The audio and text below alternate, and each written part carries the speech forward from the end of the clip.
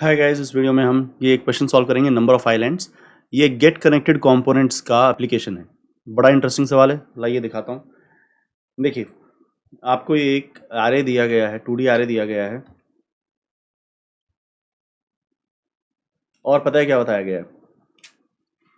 ये बताया गया है कि जो सारे जीरोज हैं वो लैंड है और सारे वंस वाटर है। सारे जीरोज लैंड हैं, सारे वंस वाटर है, ठीक है। और जो लैंड है वो कनेक्टेड पता है कैसे है? कोई भी सेल है ना, वो अपने नॉर्थ, ईस्ट, वेस्ट और साउथ से कनेक्टेड है। हर सेल अपने नॉर्थ, ईस्ट, वेस्ट, साउथ से कनेक्टेड है। आपको बताना है कितने आइलैंड्स हैं। जैसे मैं मार्क कर देता हूँ, भैया ये चार मिलकर, ये चार ज़मीन के टुकड़े हैं, आपस में कनेक्टेड हैं, तो ये एक आइलैंड है। फिर पानी आ गया। ये एक आइलैंड है। क्यों? क्योंकि देखिए, मैंने बोला था सब ईस्ट भी कनेक्टेड है और फिर ये साउथ कनेक्टेड है, तो ये सब एक साथ कनेक्टेड है, फिर पानी आ गया। और ये एक आइलैंड है। तो अगर मैं आपको ये इन्फॉर्मेशन देता हूँ कि एक 2D आरे है जिसमें 0 is land and 1 is water and everybody is connected to north, east, west and south, तो ये तीन ज़मीन के टुकड़े, ये तीन आइलैंड्स हैं जो वाटर से सराउंडेड हैं। तो आपको काउंट ऑफ आइलैंड्स बताना है। तो बिल्कुल हम इसको कैसे सॉल्व करेंगे, जैसे हम गेट कनेक्टेड कंपोनेंट्स करते थे। But this is unusual, unusual in the sense कि ये ग्राफ की फॉर्म में दिया नहीं गया है। ये 2D आरे एक ग्राफ को रिप्रेजेंट करता है। कैसे? This is a virtual graph, that is what I would like to call it. इसमें कितनी वर्टिसेस हैं? इसमें वर्टिसेस हैं, every cell is a vertex. और एजेस आप कहोगे एजेस तो दिख नहीं रही सर। बेटा एजेस हैं, एजेस हैं। कैसे एजेस मानिए आप? एजेस है जैसे ये जो सेल है ना, इससे इससे इससे और इससे, this is a vertex, this is a vertex, और ये अपने साइड वालों से कनेक्टेड है। हमें एक्चुअली ग्राफ बनाने की जरूरत नहीं है, वर्चुअली हमें मालूम है कि नॉर्थ, ईस्ट, वेस्ट और साउथ से वो कनेक्टेड है। तो every cell is connected to अपने साइड वाले लोग, नॉर्थ, ईस्ट, वेस्ट, साउथ वालों से। लेकिन हमें पानी वाली वर्टेक्स का कोई मतलब नहीं है, हमें तो जमीन वाली वर्टेक्स से मतलब है। तो देखिए मैं इस सवाल को कैसे सॉल्व करूंगा। बिल्कुल जो गेट कनेक्टेड कंपोनेंट्स में किया था, हम वही तरीका इस्तेमाल करेंगे कि हर वर्टेक्स से ट्री ड्रॉ करने की कोशिश करेंगे, और वो ट्री जितना ड्रॉ हो जाएगा, जहां जहां जाएगा उसको हम कंपोनेंट में ऐड कर लेंगे। तो हम गेट कनेक्टेड कंपोनेंट सॉल्व करना स्टार्ट करते हैं, मेरे साथ देखिएगा। तो हमें इनपुट लेकर दे रखा है, ठीक है। कितनी वर्टिसेस हैं? Every cell is a vertex. तो हमें वर्टिसेस पे लूप लगाना होता था, ये मेरा वर्टिसेस के लूप की कोशिश है। आई लेस देन, देखो अब सीधा इस सवाल पे आओगे तो आपको तकलीफ होगी। आपको इससे पहले गेट कनेक्टेड कंपोनेंट का सवाल देख कर आओगे तो आपको लगेगा कि कुछ सही चल रहा है। कोई सीधा इस क्वेश्चन को देखेगा तो आप बोलोगे कि भैया क्या है ये, तो आपने जल्दी जल्दी करा दिया। लेकिन मैं इस क्वेश्चन में वो डिस्कस नहीं करूंगा, क्योंकि जो लोग शुरुआत से देखते हुए आ रहे हैं फिर उनका टाइम वेस्ट होता है। तो ये मैंने लूप लगाया आई जे का,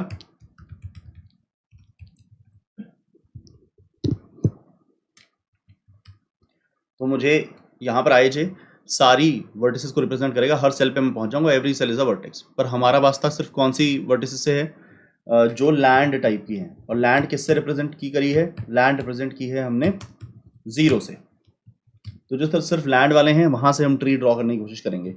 विजिटेड यहाँ पर कैसे बनेगा? वहां तो सिंगल एरे होता था, यहाँ पे 2D का एरे बनेगा, क्योंकि आपके वर्टिसेस भी 2D में है।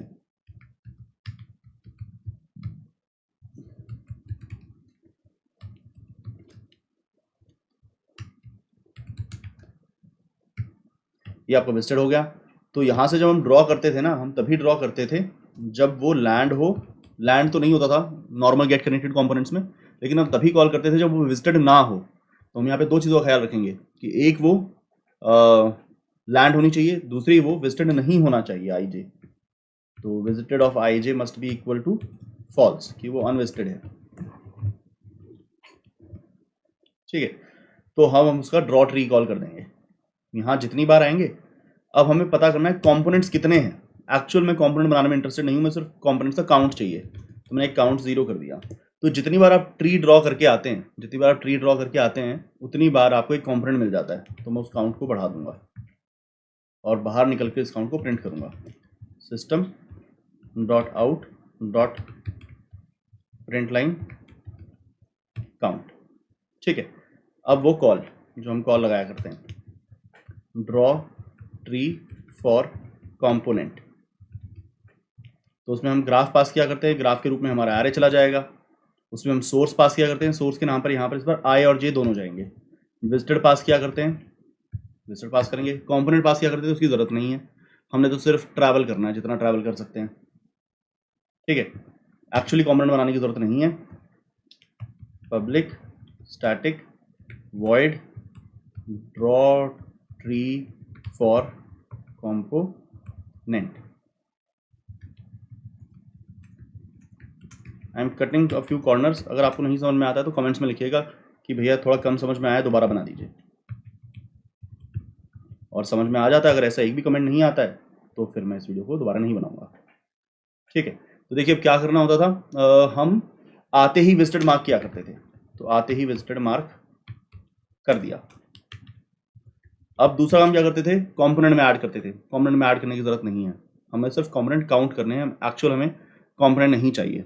ठीक है, अब नेबर्स पे जाते थे, अनविजिटेड नेबर्स पे। तो नेबर्स पे जाने का मेरा तरीका देखिएगा, वहां तो लूप लग जाता था, यहाँ लूप नहीं लगेगा। 4 नेबर्स हैं, चारों के लिए कॉल लगा दूंगा मैं। एरे i+1 i-1 नॉर्थ वाला नेबर, जे वही रहेगा, विजिटेड वही रहेगा। ये नॉर्थ वाला नेबर हो गया। ईस्ट वाला नेबर कहाँ है, ईस्ट वाले नेबर पे आई नहीं चेंज होगा, जे बढ़ेगा। वेस्ट वाले नेबर में आई चेंज नहीं होगा, जे माइनस होगा। साउथ वाले नेबर में आई बढ़ेगा, जे वही रहेगा। आपने चारों कॉल लगा दी। अब आप मुझे कहोगे सर आप चारों नेबरों पे चले गए, आपने ये नहीं चेक किया कि हमें कैसे नेबर पे जाना था, हमें अनविजिटेड नेबर पे जाना था और सिर्फ लैंड टाइप के नेबर पे जाना था। मैं कहूँ हाँ यार, कॉल मैंने यहाँ पे कॉल स्मार्टली नहीं लगाई है, तो मैं अगर कॉल स्मार्ट नहीं लगाया है तो मैं यहाँ पर एक बेस केस बचा के खुद को बचा लूँगा। कैसे कि कैसे बचाऊंगा बेस केस से, देखिएगा ध्यान से। अगर एरे ऑफ आई जे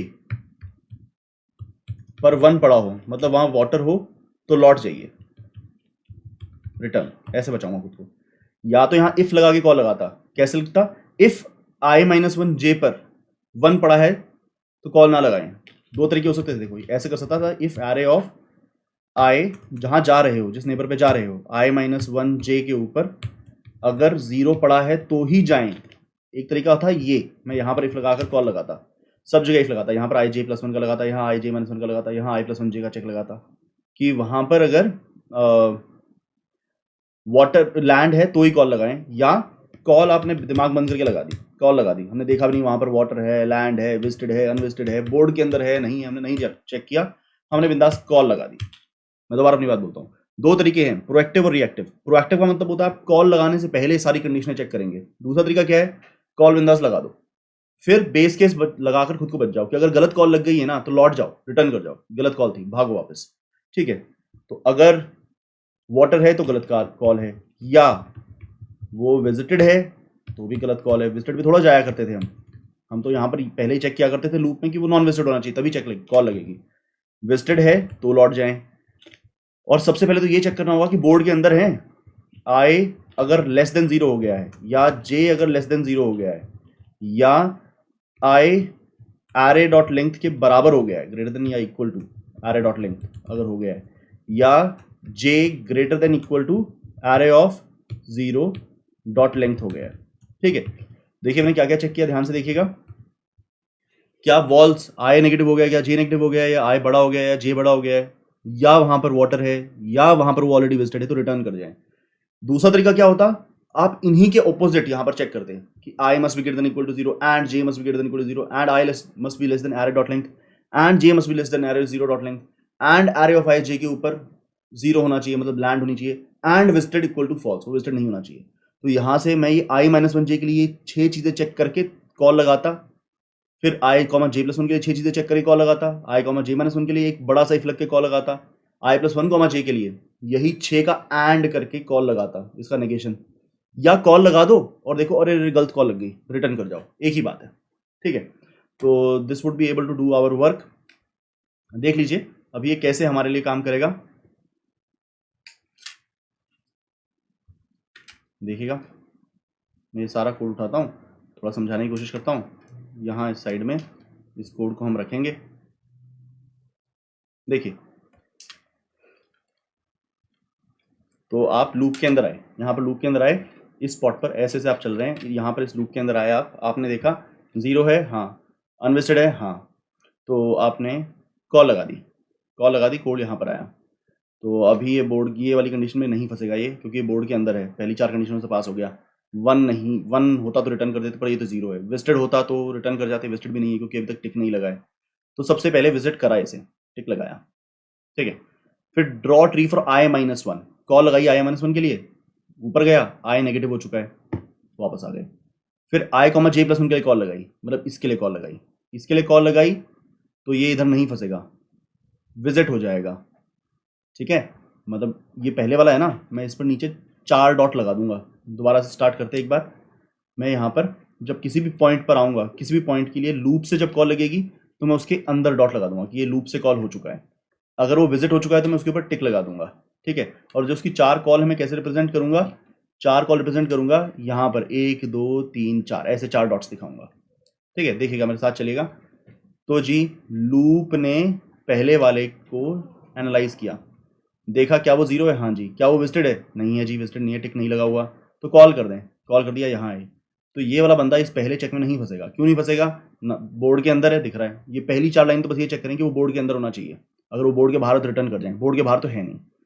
1 है तो रिटर्न कर जाए, 1 तो है नहीं, 0 है। विजिटेड हो, टिक लगा हुआ हो तो रिटर्न कर जाए, विजिटेड भी नहीं है तो इसमें नहीं फंसे, यहाँ गिरे। तो इसने इसको विजिट कर दिया, लगा दिया टिक। पहली कॉल i-1 की कॉल लगाई, i-1 की कॉल इसे बोर्ड से बाहर निकाल देगी, तो बोर्ड से बाहर है तो तुरंत रिटर्न करेंगे। अगली कॉल i, j+1 की, एक डॉट लगा हुआ ना, तो ये वाली कॉल लगेगी i, j+1। ये कॉल लगते ही हम यहाँ पहुँच गए, इस वाले स्पॉट के ऊपर। अब ये इधर नहीं फंसेगा क्योंकि बोर्ड के अंदर है और वाटर नहीं है और विजिटेड भी नहीं है, तो यहाँ नहीं फंसेगा, यहाँ आएगा। यहाँ आएगा तो विजिट हो गया, विजिट हो गया। तो अब पहला डॉट, पहली कॉल i-1 की कॉल जैसी लगी, बोर्ड के बाहर निकल गए, वो रिटर्न होकर वापस आ गया।